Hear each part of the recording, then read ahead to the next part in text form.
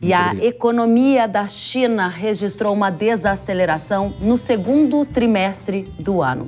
O Departamento Nacional de Estatísticas chinês informou que o país asiático cresceu apenas 0,4% em comparação com o mesmo período do ano anterior, resultado que ficou abaixo do esperado. O aumento de casos da Covid-19 e a descoberta de uma nova variante da doença em Xangai também colocam o mercado financeiro em alerta.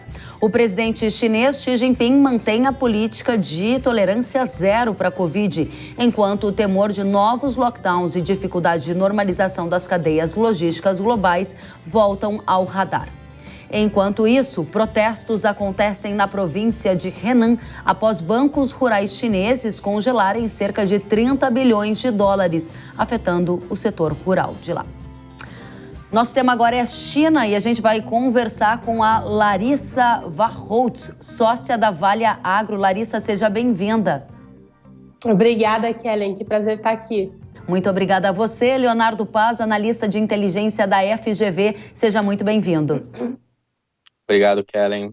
Obrigada a vocês, e a gente se interessa demais por China, especialmente pela relevância que esse país tem nos negócios do agro. Começo com você, Larissa. Qual o motivo desse congelamento de contas na China? Que impactos isso traz para a área rural e até uma consequência que a gente possa avaliar para o agro do Brasil?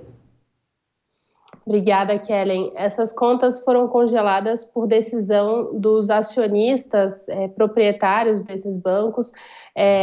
Isso é uma questão que exige muita atenção, um olhar muito atento ao sistema financeiro chinês. Já se sabe que é um desafio para a China manter essa grande rede de bancos, principalmente na zona rural. São bancos menores, bancos que carecem de maior governança e que, ao mesmo tempo, foram bastante pressionados ao longo dos últimos meses também para aumentarem a sua disponibilidade de crédito, injetarem mais crédito, emprestarem mais para as empresas, até como consequência das políticas de contenção da Covid-19, no sentido de tentar fomentar a economia rural e a economia atingida ali regionalmente por esses bancos. Então, é uma mistura de diferentes elementos, mas, de fato, é um sistema financeiro que ainda carece de um grande esforço de governança. As consequências disso para o agro na China provavelmente precisarão ser medidas ao longo dos próximos meses. De fato, esses bancos eles têm uma presença importante junto a produtores rurais e junto a negócios, pequenos comércios das regiões atendidas, cobertas por esses bancos. No entanto, é preciso pensar que segurança alimentar é um objetivo absolutamente estratégico do governo chinês. Eles têm repetidamente falado sobre esse assunto. Então, me parece que, mesmo diante de uma crise dessa natureza, o governo chinês encontrará formas de manter a produção agrícola naquilo que eles possam, o que tiver ao alcance deles fazer, com certeza farão para manter uma produção agrícola dentro do esperado. Então, eu não consigo imaginar que eles deixariam que uma crise em um banco ou um grupo pequeno de bancos específico, ainda que com potencial de lançar um alerta sobre várias questões relativas à governança do sistema financeiro, que isso vá atingir a produção rural diretamente. Assim como em outros casos que a gente já viu, como crise do setor imobiliário, por exemplo, a atitude do governo chinês tem sido buscar conter, proteger aqueles que colocaram o seu dinheiro ali, cuja poupança foi congelada ou, de alguma forma, cuja poupança está sendo afetada, né, pela crise, e tentar manter, com a ajuda de outros bancos estatais, o sistema para que ele não, para que a crise não se espalhe, né? Eles têm conseguido fazer isso com relativo sucesso. Agora a gente precisa acompanhar para os próximos meses como é que isso vai se desenrolar. Interessante, Larissa, muito obrigada. E eu vou pegar um gancho do que você acaba de trazer sobre acompanhar os próximos meses e entender como vai se desenrolar. Passo essa pergunta a você, Leonardo. Como você vê atualmente a situação econômica da China? Houve uma desaceleração, saíram agora dados recentes sobre o crescimento da China e, neste momento, muita gente começa a questionar a saúde financeira da segunda maior economia do mundo e efeitos para o agro brasileiro. Que que você enxerga, Leonardo? Eu acho que a palavra-chave nesse caso para a China é incerteza, né? Eu acho que a gente tem que tentar entender como é que vai ser a próxima abordagem que o governo chinês vai adotar numa possível nova variante, essa BA.5, enfim, chegue ao país. Porque o resultado fraco agora desse trimestre está completamente vinculado a esse lockdown de Xangai, Xangai é a região mais ampliada, né? Que foi muito duro, foram um pouco mais de 2 meses de um lockdown muito extremo, e isso impactou fortemente as exportações, as importações, a produção do país. Então, eu acho que a grande questão, a grande incerteza aqui é como se numa nova onda, independente do tamanho dela, né, de infecções pela Covid-19, como o país vai lidar com isso, como o governo vai lidar com isso. A impressão que eu tenho é que, como num primeiro momento, estou olhando lá para 2020, China e outros países, Coreia do Sul, talvez, Singapura, adotaram políticas muito duras de lockdown, diferente de outros países, né, como na Europa e aqui nas Américas. Eles saíram primeiro da crise, né? E outros países na Europa, nos Estados Unidos, Brasil, certamente, foram levando a crise um pouco mais para frente, com o número maior de mortes, com um impacto maior na economia.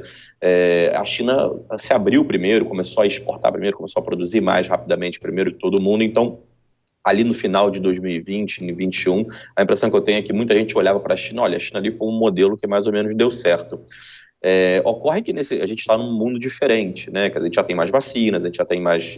As medidas sanitárias já são mais bem conhecidas pela população, então, quer dizer, as novas ondas têm impactado menos do que a primeira grande onda, né? A primeira e a segunda grande onda, quando não tinha vacina. Então, a maneira como o governo vai conseguir equacionar, equilibrar, melhor dizendo, né, essas novas posturas, né? Porque a primeira política contra a Covid era a de distrito zero, né? 0, de qualquer maneira. Que eu acho que foi uma tentativa de repetição que eles fizeram na primeira onda em Xangai agora. O custo foi muito duro, né? Eu acho que o custo do remédio foi talvez tenha sido mais caro do que a própria doença, né? Do que o próprio Covid. Então agora estão nessa ideia de dinâmica zero, tá? Criar restrições, mas um pouco mais leves em relação ao que eles fizeram agora em Xangai no início do ano. E por isso que é incerteza, né? Tá, acho certo. Que eu fecho o meu argumento aqui com a mesma palavra, incerteza, porque dependendo de como eles forem lidar com essas próximas ondas ou levas, né? De repente nem são ondas, são levas, isso vai impactar bastante na economia, na produção, na exportação, né? Enfim, para tudo, né? No final das contas. Interessante, porque você está colocando aí um ponto de interrogação em relação a qual vai ser a postura de Xi Jinping para lidar com novos casos de Covid, com uma eventual nova variante, né, que possa se alastrar. E aí a gente avança para você, Larissa. A gente viu essa nova variante sendo descoberta na China, ao mesmo tempo em que novos casos de Covid foram relatados. Eu gostaria de saber se você acredita que a manutenção de uma política de tolerância zero para a Covid deve continuar na China e mais, avançando um degrau aqui para a nossa audiência entender em termos de efeitos de contágio disso para o agro do Brasil. Fechamento de indústrias, paralisação em portos, algum risco para a distribuição de matérias-primas. A gente é muito dependente ainda do que vem da China, especialmente para o agro, né? Com certeza, Kellen. Eu tendo a concordar com o Leonardo no item da incerteza, né? A gente está olhando aqui para um cenário que é bastante dinâmico, mas eu acho que tem alguns elementos que a gente pode trazer ao debate que são uma reflexão mesmo do que o governo chinês aprendeu nessa última tentativa de contenção da situação em Xangai.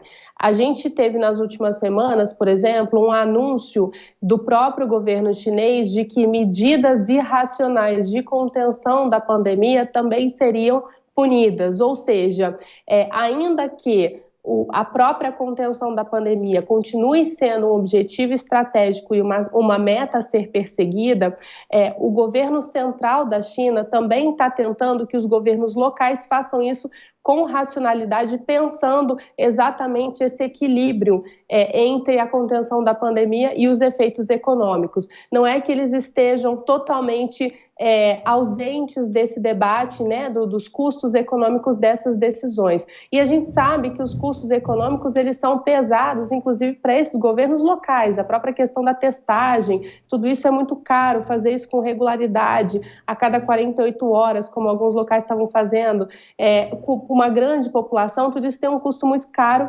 também para esses governos governos locais. Então, diante dessa reflexão sobre qual é a forma mais racional de se lidar com a pandemia, me parece que essa busca por um equilíbrio entre as duas situações, o combate e a economia, está cada vez mais claro. É também uma regra que vem de cima, ou seja, governos locais, vocês precisam sim se preocupar com a pandemia, mas não podem deixar de lado a racionalidade econômica. Isso é uma mensagem importante, é uma mensagem de uma tentativa de busca desse equilíbrio, que não é fácil, né, diante de tantas incertezas. Então, acho que a mensagem o combate à pandemia ele continua sendo prioritário. Isso pode sim levar a novos distúrbios em termos de plantas industriais sendo fechadas, dificuldades de trabalho com eficiência, principalmente nos portos, né? Isso pode ocasionar atrasos, como você mencionou, mas a reflexão sobre o impacto econômico ela está muito presente hoje nas autoridades chinesas, do ponto de vista central e do ponto de vista local. Tá. Então, me parece que o equilíbrio será encontrado. Eu não acho que a gente vai viver a situação que foi vivida ao longo dos últimos meses. Outro item importante, foram flexibilizadas as regras de quarentena para viajantes internacionais e há uma discussão sobre o aumento de voos internacionais também. São dois sinais muito importantes em relação a uma tentativa de se buscar um ambiente mais ameno, mais tranquilo, mais normal. Excelente, Larissa. Você já colocou o olhar lá no futuro com base em dados do presente, trazendo uma nova perspectiva para a gente. Leonardo, a gente trouxe aqui o debate sobre desaceleração da economia chinesa. Há no mercado financeiro uma grande atenção aos riscos de recessão econômica e nós que estamos aqui também falando para uma audiência do agronegócio, queremos saber, na sua opinião, que se houver uma recessão econômica, o agronegócio do Brasil ficará menos atingido do que outros setores porque ele é produtor de alimentos? Ou você acredita que a gente pode entrar nesse balaio e também ter efeitos negativos para a economia agrícola aqui do Brasil? Eu acho que na média sim, na média todos serão afetados. Eu acho que o agro talvez um pouco menos, mas acho que também será afetado, especialmente do ponto de vista de proteína, né? Quer dizer, pessoal, você vê que no Brasil, quando a inflação sobe, o preço dos alimentos sobem, a gente começa a perder em termos de proteína, as pessoas começam a comer menos carne, começam a depois comer menos frango, depois para ovo, enfim. Então, eu acho que no caso do Brasil, no caso de uma recessão, né? Acho que a recessão ainda não está no radar nesse momento. Eu acho que o governo chinês não vai atingir ou melhor, a probabilidade de atingir é baixa, a meta de crescimento deles de 5,5 no ano, ainda mais com esse resultado agora.